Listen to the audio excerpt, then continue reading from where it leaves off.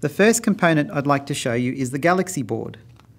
On the left side is the status or victory point track. On the right side are the technology and culture tracks, and in between we have the sustain chart.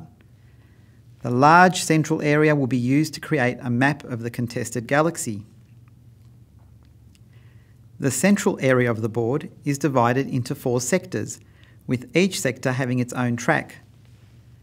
Sector tracks keep count of all populations on the board and grant a variety of bonuses to empires that achieve population milestones. Map cards allow players to set up the board with different shaped galaxies. Players simply position planet tiles, gateway tiles and discovery markers as shown on a map card. Additional map cards are planned and players are encouraged to create their own galaxy maps. Gateway tiles represent the entry points into sectors of the galaxy. They are double-sided, with one side representing an open gateway and the other side representing a closed gateway.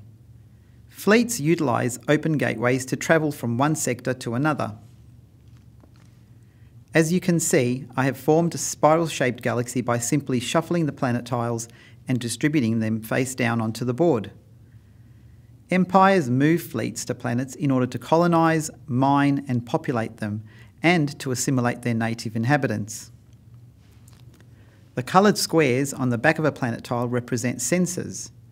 Sensors provide empires with a variety of clues about a planet's environment, its species population and its resources. The front of a planet tile provides an empire with a variety of facts, such as a planet's name, its environment, its available resources and the type of species inhabiting the planet.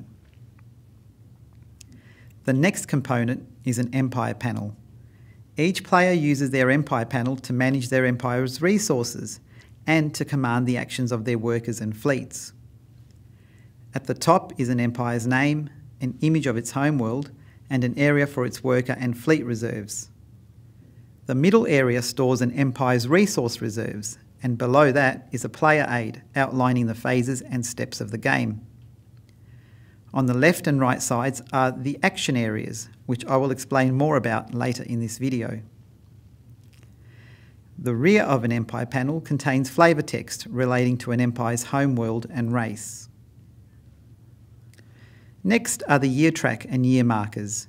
The year track is double-sided and allows players to play a standard game of 9 turns, or an extended game of 12 turns. Along the bottom of the year track are status symbols, which are reminders of when to perform a status step.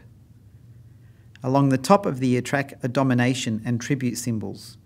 These symbols represent objectives in the game and the number of points that can be earned during a status step. Year markers are placed onto the year track to mark the current turn and to determine which gateways will open or close, the white numbers representing open gates and the blue numbers representing closed gates. Next are structure modules and structure tiles. These modules represent the various structures that can be installed onto planets. Structures provide players with additional abilities and are triggered by performing their associated actions. The structures included in the base game are outposts. Larger structures such as bases and centres will be available in future expansions. Lastly, there are a variety of cubes, discs and markers in the game.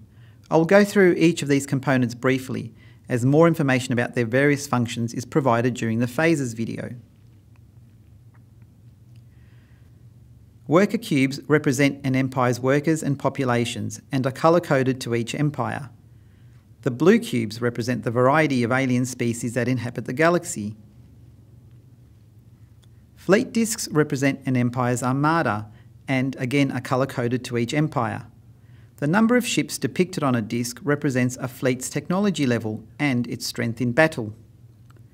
The number of flames shown determines a fleet's speed or movement allowance.